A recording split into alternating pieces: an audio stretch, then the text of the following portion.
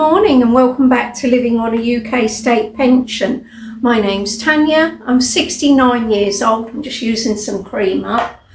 And for the next 2 weeks I'm going to be living on my UK State Pension and saving my civil service pension to put back some much needed money into my savings, excuse me, from my renovation overspend and the furniture that I bought. Anyway, thank you for joining me this morning. It's a beautiful morning out there, so different to yesterday's miserable day and Monday's to a certain degree. Yesterday was a bit better than Monday. Monday was awful, absolutely awful. Anyway, I've got my, I know I say anyway a lot, I'm sorry. I've got my gym stuff on because I'm going to be showing you some of the kettlebell moves that I do in class. I think, like me, I thought kettlebell was very specific to exercise, various exercises. But out of 2 or 3 pieces of equipment, you can actually do a whole body workout. They are very good, and the thing is, you go as heavy as you possibly can. But you have a lower weight at the same time because when you get tired, in order to continue, you will use the lower weight. So, but I'll come on to that a little bit more. But the first subject I wanted to cover was I've had a Christmas cactus in my kitchen since last Christmas, and I looked at it about 4 weeks ago and it didn't have one bud on it whatsoever. And I thought, well, is it actually going to flower before Christmas? Is it going to come back to life or not? I started to get new leaves on the ends of all the tips, but no buds. So I Googled it and it said, do not water for at least a month. I'd watered it that day. I thought, oh damn, what am I going to do now? The darkness of the shorter days that trigger the plant into forming the buds, which I've now got. So what I did, for 5 days, I put it in my airing cupboard, because my airing cupboard still gets warm because it's got a cylinder in it. And it dried it out and it kept it in the dark. And I brought it out and I thought, well, it's got 1 or 2 ways of doing anything. It's either going to flower or it isn't. And look, buds, buds, buds, buds, buds, buds, all forming. You can just about see on some of the tips how they're just starting to form. So I should be getting some lovely pink flowers. So I'm really chuffed with that, really chuffed with it. Nothing like a bit of colour at Christmas. Our subject today is donations. I've been late announcing what I earned last month, and that's because I've been pondering what to do with the donation money. And I came to a decision the other day. I'm going to give out 3 £20 M&S vouchers. They're going to be electronic vouchers because I'm not posting them out. They're going to be electronic vouchers, and unfortunately they are only going to be available for people in the UK. And it's my way of giving something back. All year I have given donations to charity, and I'll still be giving £9 to charity because last month, well, it's September's actually that came in October, I earned £524.72, which means I'm giving £79 to charity. So the £79 will be £60, 3 times £20 vouchers to you lovely people. The £19 left over is £10 to cancer research that automatically comes out of my bank account, and £9 I will go and put a few items in the food bank for the £9, and I shall do that shortly. And the reason I've announced it late is I'm not going to put it in the title of this vlog. The reason being, lots of interlopers suddenly get involved when they see the word giveaway, and lots of scamming goes on. When I draw the 3 names of the lucky winners, I will ask you to contact me by email. I will provide my email in the description box today, and I would like your full email address, and what will happen, I will send you a test email first that I want you to reply to. The reason being, I want to make sure you have written your email address down correctly, because if I then go and give an incorrect address to Marks and Spencer's, you're not going to get the voucher delivered to you. So it's just my way of double checking. Plus I've got to learn how to put this into one of those drawer things. I'm not sure. I've never done one before, so I might even have to ask my grandson just to go down the list of comments and write 3 names down randomly for me. But I'm going to try and do it properly so that you can see it on the screen, me doing the draw, if I can. Regard to the donation money as well, I've had a couple of comments now, just one person. Why do I donate money and leave myself short? I don't leave myself short. I do as far as the budget, my food budget money, I leave myself short because it makes me budget. But trust me, I will put a photograph on screen of my freezer. You've already seen my pantry, how full it is with tins and food and everything else. But if you see how full my freezer is and how much yellow sticker chicken and the meals and everything, and I'll put the list up on the screen as well of everything I've got in the top bit of my freezer. That's without all the fruit and the veg and everything that's at the bottom from this year's harvest, etc. This is just all the main meal making stuff in the top. So, you know, I won't go hungry. And as I said, I've got £15 worth of bonus I can use off the Asda card. I don't intend to use the full £15 unless I see something worthwhile in Asda. But I've still got £280 towards next year's shopping. And don't forget, my next year starts technically next month. So, because my year comes to an end on the 23rd, I believe it is, of November, and I start again on the Monday the 24th. So yeah, the year is up. So I'll be zeroing all my accounts, waiting for any interest on those. I've already got one new account ready to drop some money into, and that's what I shall do. I shall set up another holiday, regular saver one, and all the existing savings money that I've got will go into savings for me to use in the next year.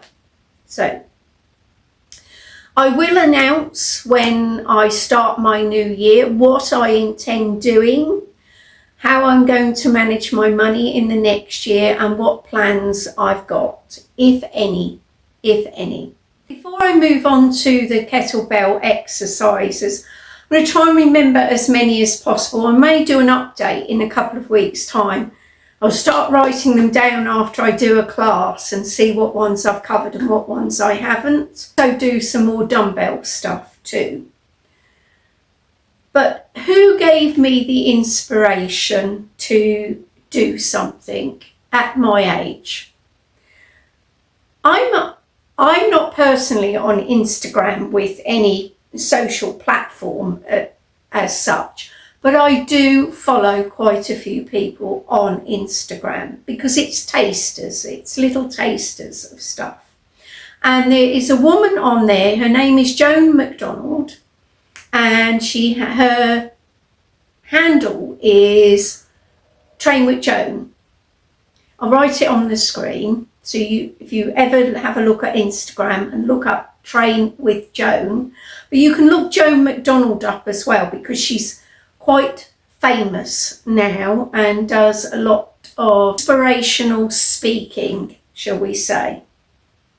She started to train when she was 70. And I'll put a photograph on screen of her at 70 and as she is now at 79.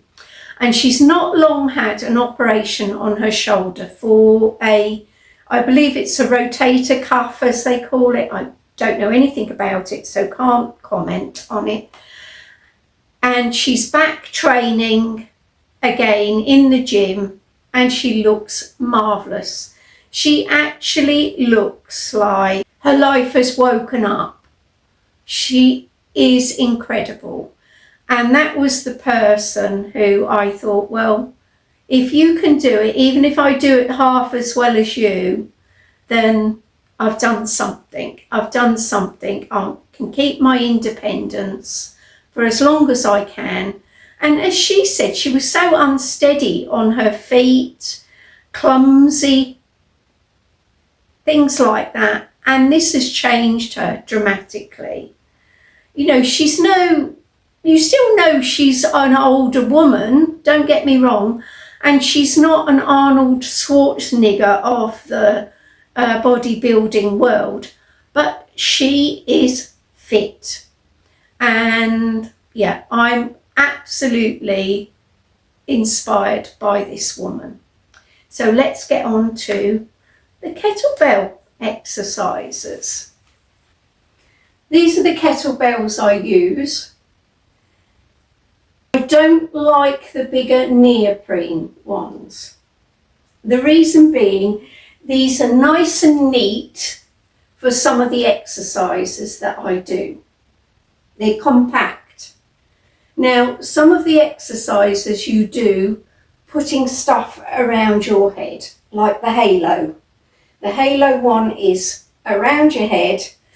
The bigger this is, the more chance you stand of taking your teeth out or your nose out. So I prefer the smaller compact ones, the ones that are all iron.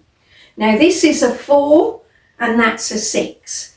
Now, any weight training professional, I'm not. I'm just showing you what I do when I go to class. They tell you to start with the heavier weight of the two that you've picked, that you're used to. As I say, I've now gone up in a weight. I now use the 6. And the first thing you do is a warm up. Now, sometimes we run around the gym to get warm first, or we do star jumps. And if you can't do a normal star jump where you're doing this because of impact on your knees, just do the step one. But it's your arms that are important because using the top half of your body gets your heart going. So just do your star jumps that way, get your heart going. And then the first move is the kettlebell swing. Don't go too high with it, just shoulder head height with it. And you take it back, and as you take it back, you bend your knees, then you lock forward. Bend, lock. So up, up, up. And that really gets the heart going. This is one of the aerobic ones.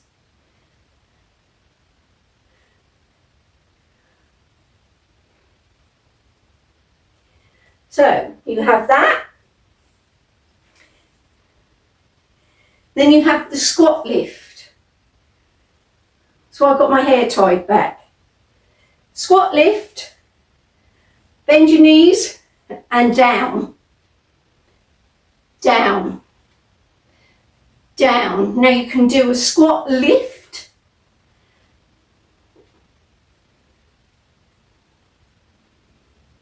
I think this one's a deadlift.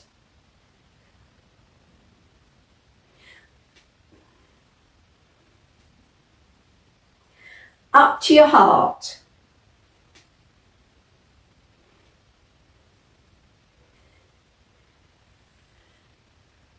Then you've got side to side you can do.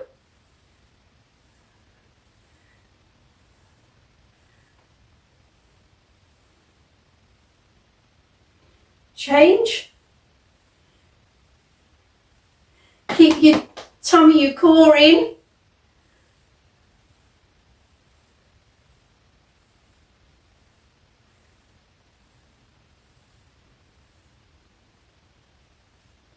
You can do round your waist.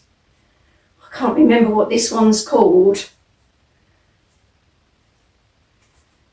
But obviously it's using your shoulders, your arms.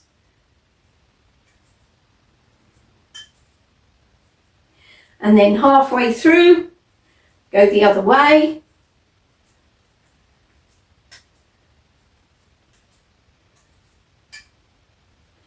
You can do good morning.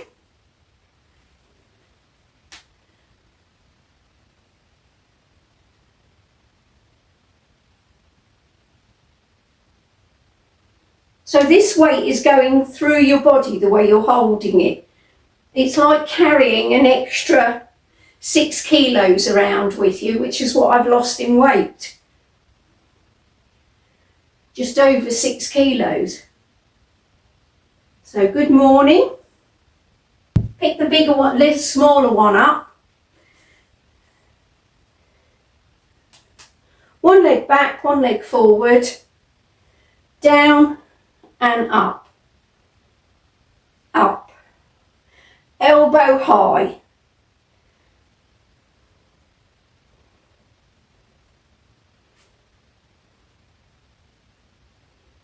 And turn.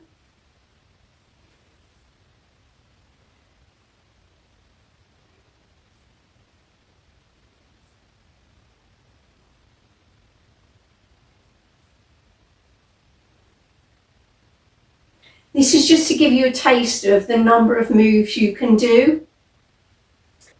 If you can get up and down off the floor, there's a few floor exercises you can do. And I'll show you the Russian twist first of all. The whole point is to have your body at an angle. Now some people can do it like this. I can't do it as advanced as that with my tummy at the moment, but I can do this one. So you get your weight, you're at an angle so your tummy muscles are engaged, and then you twist.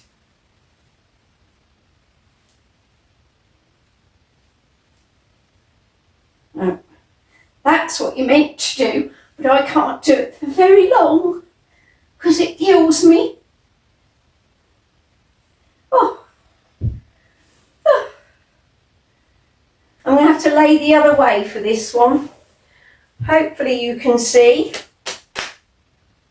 Right, I'm going to get the smaller one. Make sure you've got enough room behind you. And you get your weight and you put it behind, but you don't touch the floor. You leave it and then you bring it up and then you bring yourself up.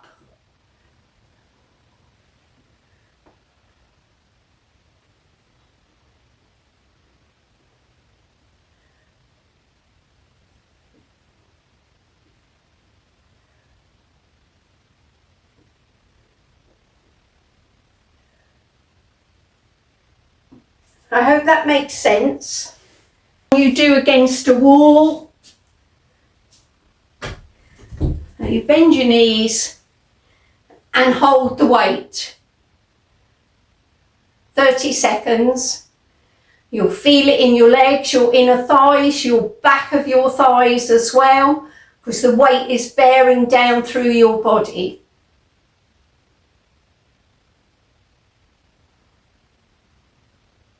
That's it, keep your leg. The lower you go, the more work your body's doing. So the lower your squat, the more intense it is. But if it's getting too much, you can push your body up a little bit and it will stop the intensity of it. Right, I showed you the halo.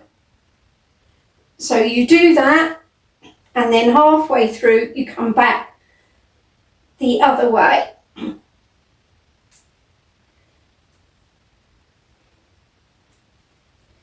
Now you can do the press. Oh, it's hard. And do it with a 3 kilo. So you press it.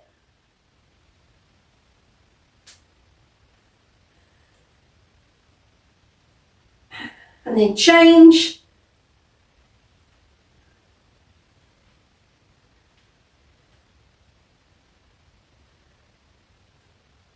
I have sent for some 2 kilo ones to help me out. Ones are too light. These are bordering on too heavy at times. Up, up, up.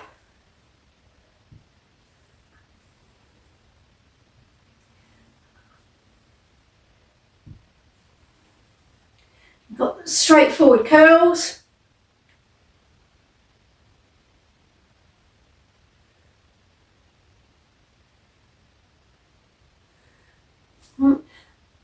Out. Whew.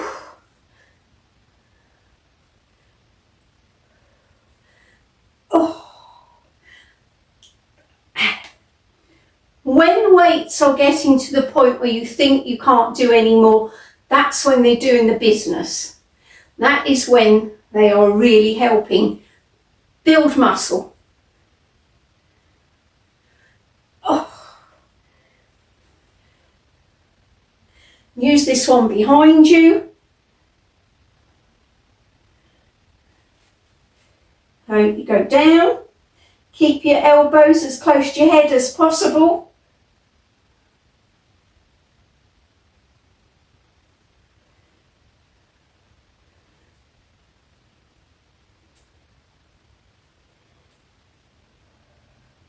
You can do it with a kettlebell or a dumbbell. She does the jog.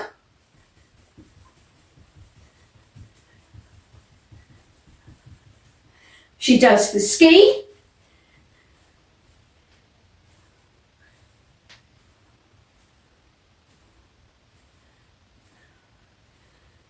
Now all of these we do on an interval timer, which you can put an app on your phone to do.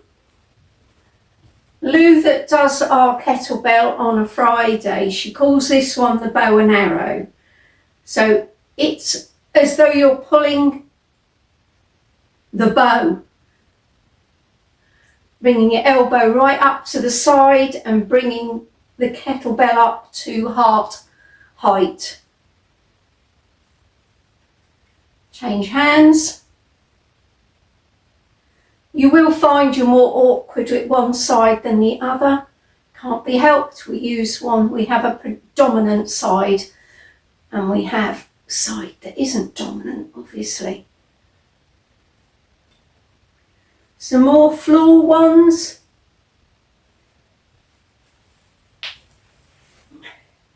There's the dead bug. I'm not good at the dead bug, but so you hold the weight up in front of you and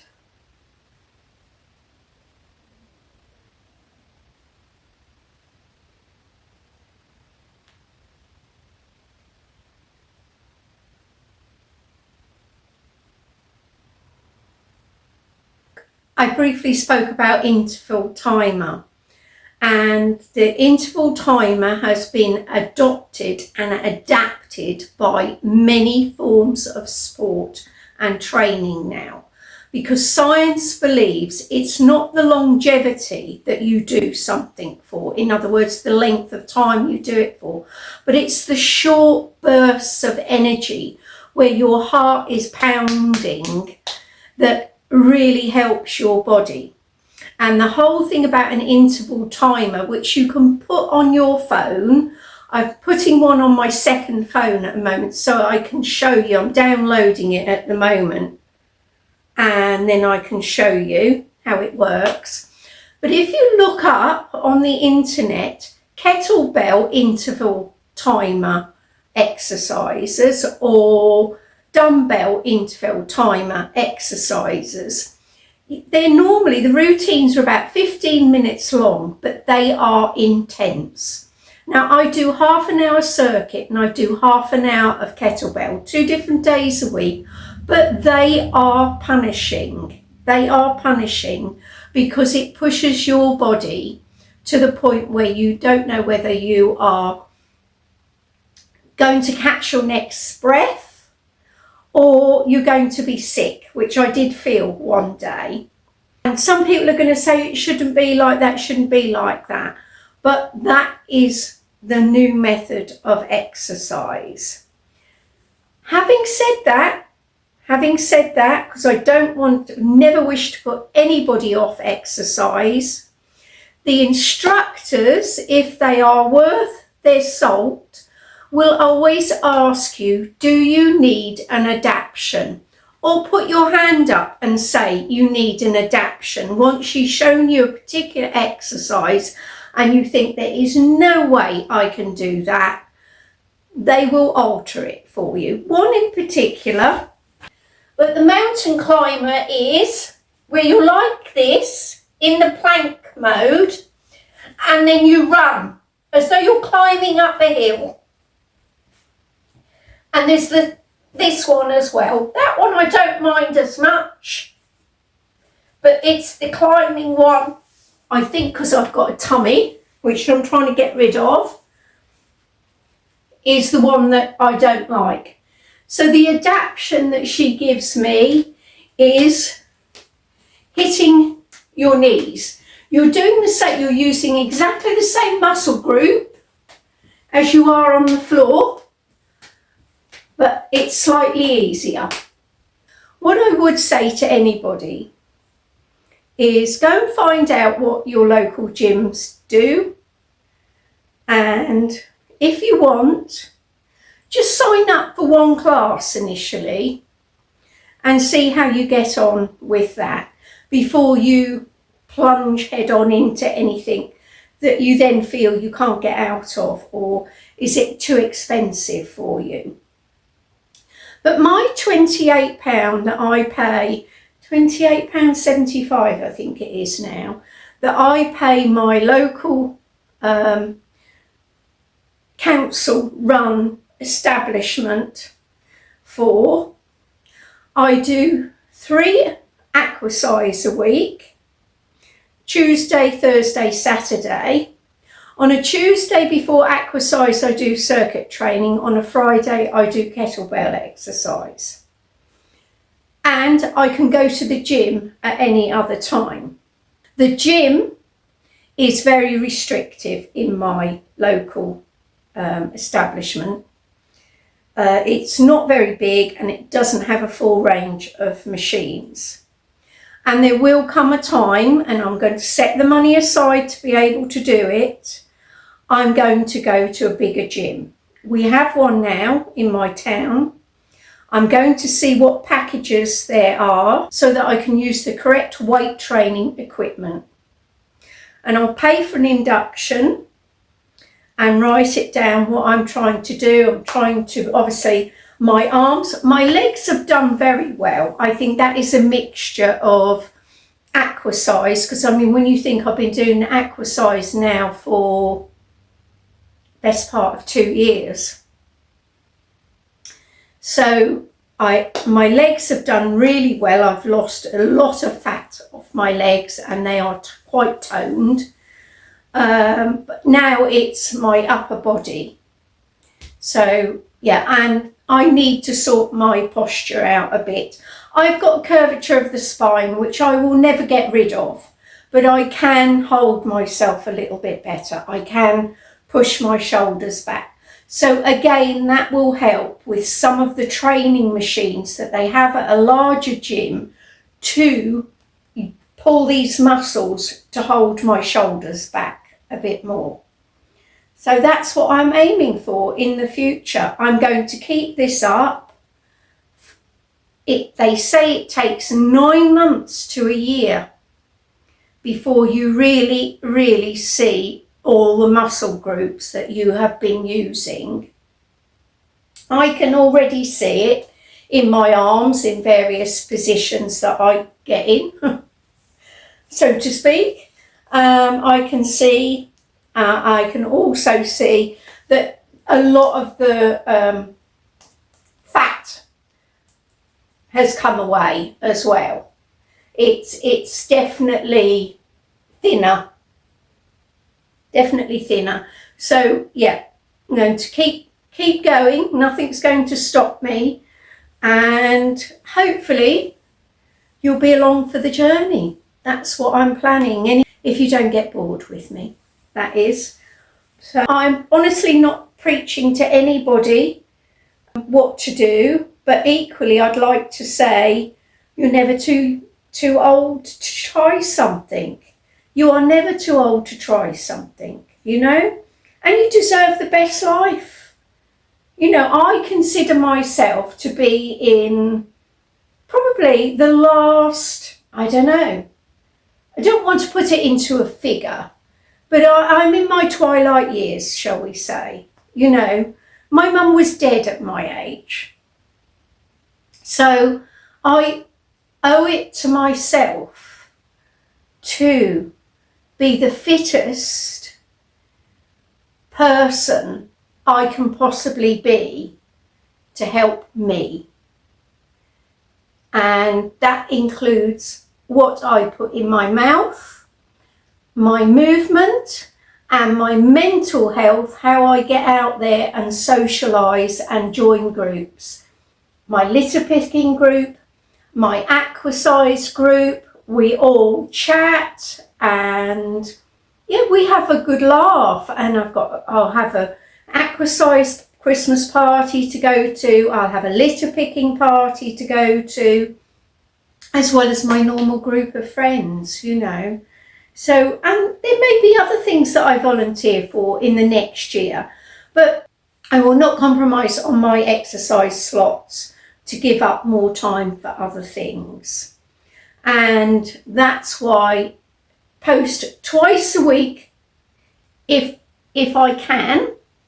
If I can't, it will be once a week when I start my new year, because I'm determined that, as I say, I am going to get fitter and join a second gym. But for the next, possibly after Christmas, when they may have some offers on at the gym,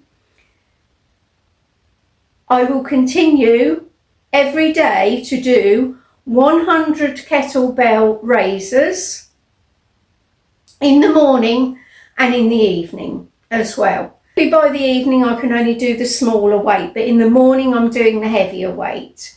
And I have to say, when I first got the 4 kilo weight, that was heavy to me. Now that is light. So the 6 is heavy, but it's not as heavy as it was. And that's because I'm getting stronger. And all I'd say to you is believe in yourself. Believe in yourself. And have a go. I will show you the interval timer. So I'm going to do 6 sets. I'm going to work for 40 seconds. I'm going to take 10 seconds rest. So altogether that makes 6 5s are 30. So it's 300 seconds, which comes out at 5 minutes. So that's a 5-minute exercise, but it's intense. Absolutely intense. And you will feel the difference. And then when you've done that 5 minutes, you move on to another 5 minutes of 5 different exercises. You can keep some of the same ones in, and keep changing it up in between. Put something a bit slower in the middle in order to catch your breath, but have at least 4 exercises that are going to stretch you in those 6 sets. So 6 different exercises, 4 of them that are going to get your heart going. And that is the best way to use an interval timer. So you start with your upright plank. I mean, you can do a plank like this.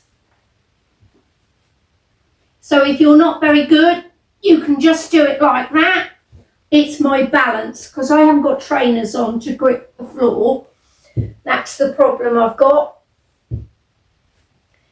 But you plank like that, with your bum not too high, so that your muscles in your legs are tense. Your arms are taking your weight, but they're also tense.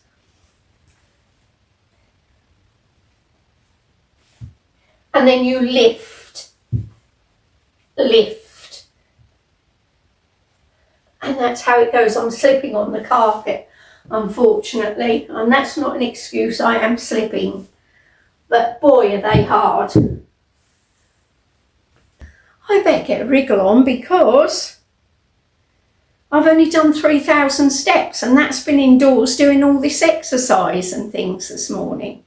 So I need to get outside and get some fresh air while I can, while the second lot of washing is drying, and then I'm done for the day and I can sit in front of the TV knowing that I've been good.